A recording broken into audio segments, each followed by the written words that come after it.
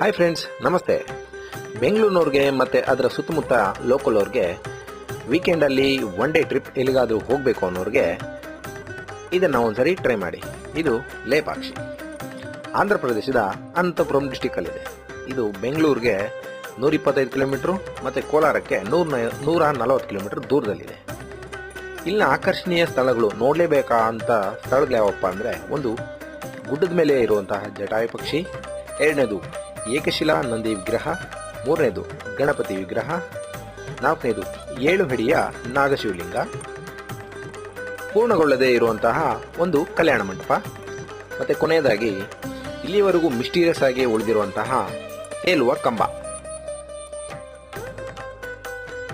ಮತ್ತು ಇಲ್ಲಿ ಏನಪ್ಪ ಅಂದರೆ, ಇನ್ನೊಂದು ವಿಚಾರ, ಮಧ್ಯಾಹ್ನದ ಟೈಮು ಉಚಿತವಾಗಿ ಅನ್ನದಾನ ಮಾಡಲಾಗುತ್ತೆ. ನೀವು ಒಂದ್ಸರಿ ವೀಕೆಂಡಲ್ಲಿ ಟ್ರೈ ಮಾಡಿ.